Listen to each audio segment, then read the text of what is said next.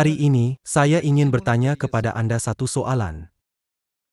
Apabila Yesus datang ke bumi pada 2000 tahun dahulu, mengapa orang yang mendakwa bahwa mereka mempercayai Tuhan menyalibkan Yesus? Pasti ada banyak sebab. Sebab yang paling besar ialah mereka tidak tahu identiti Yesus yang sebenar. Jika mereka percaya dan menyadari sepenuhnya bahwa Yesus ialah Tuhan yang datang ke bumi ini dalam badan, adakah mereka berani menyalibkan Dia? Mereka tidak dapat melakukan itu. Dalam buku Matius bab 27, kita dapat melihat orang yang mendakwa bahwa mereka mempercayai Tuhan melongkan ketika mereka coba menyalibkan Yesus. Apa yang mereka katakan? Mereka menjerit, jika menyalibkan Dia ialah dosa, darahnya ditanggungkan atas kami dan anak-anak kami. Melalui buku Kisah Para Rasul bab 24, kita dapat memahami bagaimana mereka memandang Yesus. Di mata orang Yahudi pada masa itu, Yesus ialah pengasas mazhab sesat. Yesus mengajar bahwa Dia ialah Tuhan. Dia berkata bahwa orang yang mengikut firman-Nya akan mempunyai kehidupan kekal dan orang yang makan dagingnya dan minum darahnya akan mempunyai kehidupan kekal. Adakah mudah bagi orang untuk percaya kepada Yesus Kristus pada masa itu? 2000 tahun telah berlalu. Dalam perspektif kita hari ini, nampaknya tidak sukar untuk percaya kepada Yesus, bukan?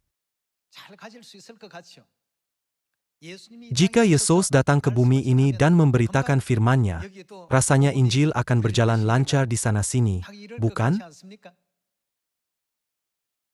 Namun, apabila kita mempelajari situasi pada 2000 tahun dahulu yang tertulis dalam Alkitab, kita berjumpa hakikat bahwa tiada orang yang melihat Yesus seperti yang kita lihat pada hari ini.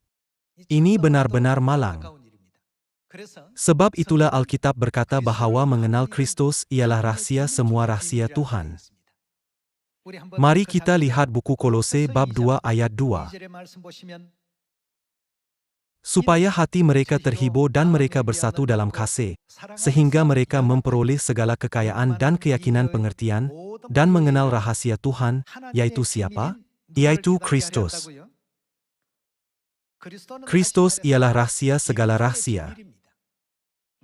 Bukan mudah untuk mengenali Kristus dengan betul dan menerima Dia. Apabila kita menyebut Kristus, kita merujuk kepada siapa? Yesus Kristus, bukan?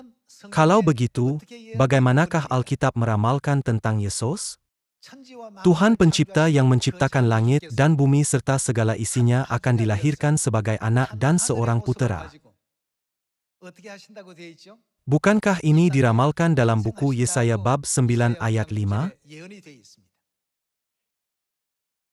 Walaupun ada ramalan-ramalan seperti itu dalam Alkitab, tiada orang tahu bahwa Yesus ialah Tuhan apabila Dia datang ke bumi dan memberitakan Injil. Ini karena mereka coba mengenali Tuhan dengan idea yang tetap mereka. Mereka memahami bahwa Tuhan memerintah seluruh alam semesta dalam rupa yang tak kelihatan dengan kuasa yang luar biasa.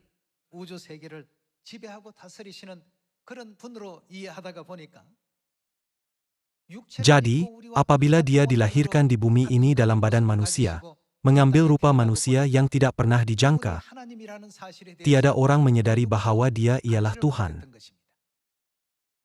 Sebab itulah Alkitab berkata bahwa misteri terbesar antara 66 buah buku Alkitab adalah mencari dan mengenali Tuhan. Kerana mereka tidak tahu bahwa Yesus ialah Tuhan, mereka menyalibkan Dia. Mereka bahkan menampar mukanya, menumbuknya, dan mengejeknya.